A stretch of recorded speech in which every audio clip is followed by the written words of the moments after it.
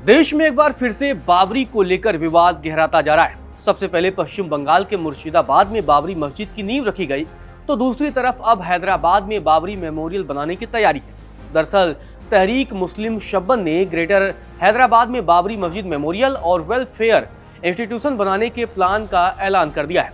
संस्था के अध्यक्ष मुश्ताक मलिक ने कहा है कि हम जल्द ही ऐलान करेंगे कि यह कैसे और कितने समय में बनाया जाएगा।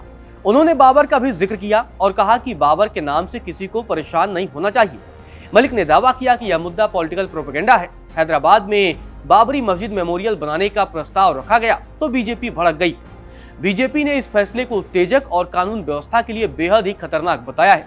बीजेपी की तरफ से कहा गया है कि बाबरी मस्जिद का मुद्दा अब कानूनी तौर पर सुलझ चुका है, फिर भी इस तरह की घोषणाओं के जरिए केवल समाज में तनाव बढ़ाने का ही काम होगा। तेलंगाना भारतीय जनता पार्टी के अध्यक्ष एन रामचंद्र राव ने बाबरी मेमोरियल को लेकर बड़ा बयान दिया।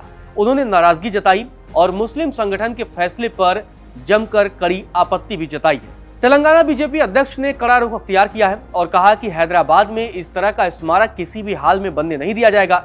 बीजेपी अध्यक्ष ने चेतावनी देते हुए कहा कि एक भी ईंट रखने की कोशिश हुई तो बीजेपी इसका पुरजोर विरोध करेगी। भारतीय जनता पार्टी के अलावा कई हिंदू संगठनों की तरफ से भी इस फैसले का जमकर विरोध किया गया है। हिंदू संगठनों का कहना है कि जानबूझकर विवाद पैदा करने की साजिश रची जा रही है। हिंदू संगठनों का यह भी कहना है कि इस तरह का फैसला केवल सांप्रदायिक तनाव बढ़ाने का तरीका है। संगठनों का कहना है कि इस तरह के फैसले आक्रांता बाबर की विरासत को बढ़ावा देने की कोशिश है। तो हिंदू संगठनों की तरफ से कड़ी आपत्ति जताई गई है। इससे पहले तहरीक मुस्लिम शब्बन के अध्यक्ष मलिक ने दावा किया कि तुलसीदास की रामचरितमानस को अगर देखें तो वह बाबरी मस्जिद बनने के 60 साल बाद लिखी गई थी। इसमें राम मंदिर के तोड़ने का जिक्र नहीं किया गया था। मलिक ने आगे कहा कि बाबर के बाद हुमायूं का राज आया और उसके बाद अकबर का। तुलसीदास अकबर से बात कर सकते थे।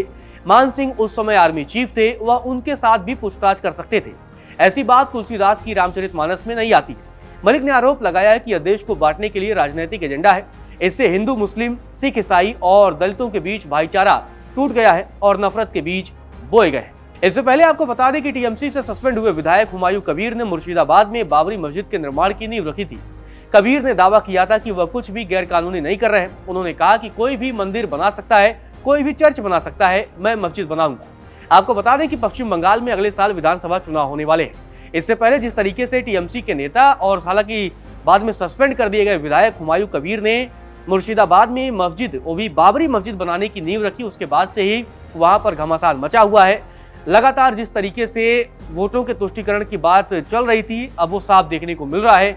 हुमायूं कबीर ने अगर एक तरीके से बाबरी मस्जिद की नींव रखी तो भारतीय जनता पार्टी ने इस पर जमकर पलटवार किया था। भारतीय जनता पार्टी ने ममता बनर्जी को भी आड़े हाथों लिया था। तो दूसरी तरफ ममता बनर्जी का कहना था कि किसी भी सांप्रदायिक तनाव बढ़ाने वाले नेताओं को वो स्वीकार नहीं करेंगी, चाहे वो इस दल का हो या किसी और दल का।